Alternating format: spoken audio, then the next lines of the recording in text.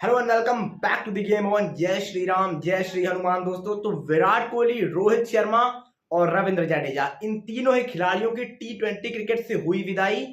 अब है 7 नाम सामने और 3 जगह के लिए है लड़ाई 2026 T20 वर्ल्ड कप के लिए। जी हाँ, हम सभी को पता ही है 3 स्पॉट खाली हो चुके हैं टीम इंडिया से। यहाँ पर रोहित शर्मा, विराट कोहली और रविंद्र जडेजा, ये 3 खिलाड़ी जा चुके हैं। अब कौन से वो 7 खिलाड़ी हैं जो इन 3 स्पॉट के लिए लड़ रहे हैं, जिनको 2026 वर्ल्ड कप में जगह बनानी है, उन 7 नामों के बारे में आपको बताएंगे, एक एक करके समझाएंगे। तो उससे पहले अगर आपने अभी तक चैनल को सब्सक्राइब नहीं किया तो जल्दी से कर लीजिए। वीडियो पसंद आए तो लाइक करना बिल्कुल ना भूले। अब बात करते हैं कि वो कौन से 7 प्लेयर्स होंगे who can fill their shoes, कौन से वो खिलाड़ी होंगे, उन सारी चीजों पर बात करेंगे। अब बात करते हैं कि वहां पर पहला नाम कौन होगा। तो पहला नाम साफ तौर पर शुभमन गिल होंगे। शुभमन गिल, जैसा कि हम सभी को पता है कि T20 वर्ल्ड कप के स्क्वाड में बैकअप में थे, और जब रोहित विराट नहीं खेल रहे थे 2022 T20 वर्ल्ड कप के बाद, तो वहां पर शुभमन गिल सबसे मेन पार्ट थे उस T20 टीम का एज एन ओपनर वहां पर। लेकिन जब रोहित विराट आए, उसकी वजह से शुभमन गिल को बैकअप में आना पड़ा और वहां पर वो बैकअप में रहे। तो इसका मतलब है कि वो बैकअप में तो थी, तो सबसे पहला नंबर शुभमन गिल का ही आता है दावेदारी पेश करने में। तो अगर शुभमन गिल बेहतरीन प्रदर्शन करते हैं, अच्छा प्रदर्शन करते हैं आने वाले समय में, तो यू नेवर नो कि 2026 T20 वर्ल्ड कप में सबसे मेन पार्ट आपको वही नजर आएंगे और एक मेन ओपनर के तौर पर आपको खेलते हुए नजर आएंगे। ऐसा नहीं होगा कि वो एक ऑप्शन के रूप में देखे जाए। अब इसके बाद जब अगले बल्लेबाज को हम देखेंगे तो वो होंगे यशस्वी जायसवाल, जो कि T20 वर्ल्ड कप का पार्ट भी थे। और ये 2023 में जिस तरह से उन्होंने आईपीएल में आग लगाई, उसके बाद से T20 टीम में एंट्री हुई, वहां पर भी ठीक ठाक प्रदर्शन रहा, बढ़िया पारियां खेली। और उसके बाद लगातार चर्चाएं चलने लगी कि अब यशस्वी जायसवाल ही टीम इंडिया के ओपनर होंगे। लेकिन रोहित विराट आते हैं, उसकी वजह से ये प्लेइंग 11 का पार्ट नहीं हो पाते हैं इस वर्ल्ड कप का, लेकिन उस स्क्वाड में रहते हैं जो कि चैंपियन बन के आया है। तो अगर अब रोहित विराट नहीं है तो साफ तौर पर दूसरी सबसे बड़ी दावेदारी इनकी हो जाती है उस स्पॉट के लिए। अब बात करते हैं तीसरा दावेदार। तीसरा कौन होगा? संजू सैमसन, जो कि अनदर मैन, जो इस वर्ल्ड कप का पार्ट थे। और संजू सैमसन वो प्लेयर हैं जो आपको किसी भी स्पॉट पर बैटिंग करते हुए नजर आ सकते हैं, चाहे फिर आप ओपनिंग की बात कर लें नंबर 3, या आप उनको मिडल ऑर्डर भी ट्राई करके देख सकते हो।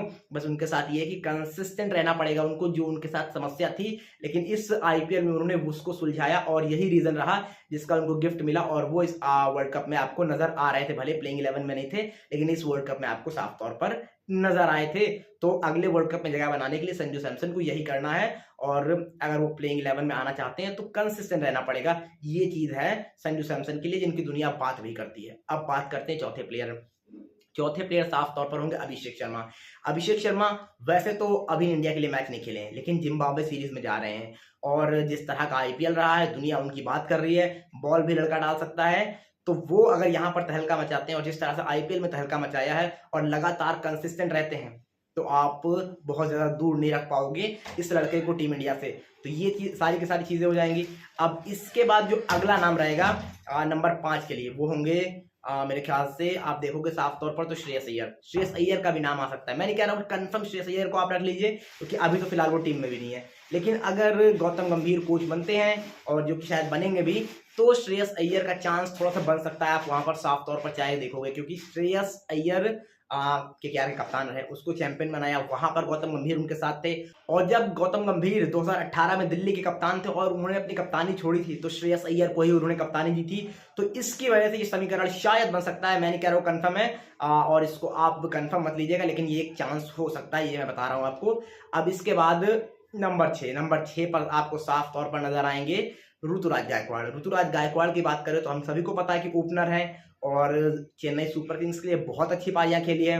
इंडिया के लिए भी सेंचुरी लगा चुके हैं। बहुत अच्छा नहीं रहा इंडिया के लिए उनका करियर अभी तक का, लेकिन वहां पर जिस तरह से शुरुआत में बहुत खराब रहा था, फिर जब से सेंचुरी लगाई थी, एक दो अच्छी और पारियां खेली थी, तो वहां से लगातार लय पकड़ी है, और अभी जिम्बाब्वे टूर पर है भी। तो इनके इस प्रदर्शन को देखते हुए और फिर आगे जिस तरह से करेंगे, तो ये एक चांस अपना बना सकते हैं T20 2026 T20 वर्ल्ड कप के लिए। तो छठे प्लेयर ये हो गए। अब कौन है सातवां प्लेयर? सातवां प्लेयर साफ तौर पर होंगे वॉशिंगटन सुंदर, जो कि रविंद्र जडेजा की जगह लेंगे। जी हाँ, क्योंकि अब मैंने बताया कि आपको 3 स्पॉट खाली हैं और 7 लोगों में लड़ाई, तो 7वां नाम है वॉशिंगटन सुंदर। वैसे तो हम सभी को पता है साफ तौर पर रविंद्र जडेजा गए हैं, अक्षर पटेल उनको रिप्लेस करेंगे, और उनके अलावा कौन हो सकता है? अक्षर पटेल जिस तरह की परफॉर्मेंस कर रहे हैं, लेकिन हम सभी को पता है कि जब जडेजा और अक्षर ये दोनों एक स्क्वाड में होते हैं तो जडेजा गए हैं, अक्षर अब सबसे पहले होंगे, उसके बाद बैकअप में जिस प्रकार से अक्षर रहते थे वहां पर अब आपको वॉशिंगटन नजर आएंगे, जहां पर स्पिन ट्रैक होंगे वहां पर ये दोनों खेलते हुए नजर आएंगे आपको साफ तौर पर, जिस तरह से अक्षर और जडेजा खेलते थे। तो 7वें प्लेयर ये हो जाएंगे। तो फिलहाल अब ये इस तरह के 7 प्लेयर हैं जो अपनी दावेदारी इनकी रहेगी 3 जगहों के लिए। अब देखते हैं वो कौन हासिल कर पाता है कौन नहीं। फिलहाल आप बताइए आपको क्या लगता है, आपके लिहाज से वो कौन 3 खिलाड़ी होंगे जो उस स्पॉट को हासिल कर पाएंगे, जो 3 स्पॉट खाली हैं, क्या ये यही 3 होंगे, यही 7 खिलाड़ियों में से होंगे, या आप किसी और को भी देखते हैं जो इन 3 जगहों को फिल कर सकता है? जो भी आपको लगता है जल्दी जल्दी कमेंट करके बताइए। और आपकी क्या राय है, आप किन 3 खिलाड़ियों को देखते हो इन 7 में, या फिर अलग से भी अगर कोई नाम आपको याद आ रहा हो तो बताइए क्या लगता है कौन फिल करेगा इनके शूज रोहित, विराट और जडेजा के? जो भी आपको लगता है जल्दी जल्दी कमेंट करके बताइए।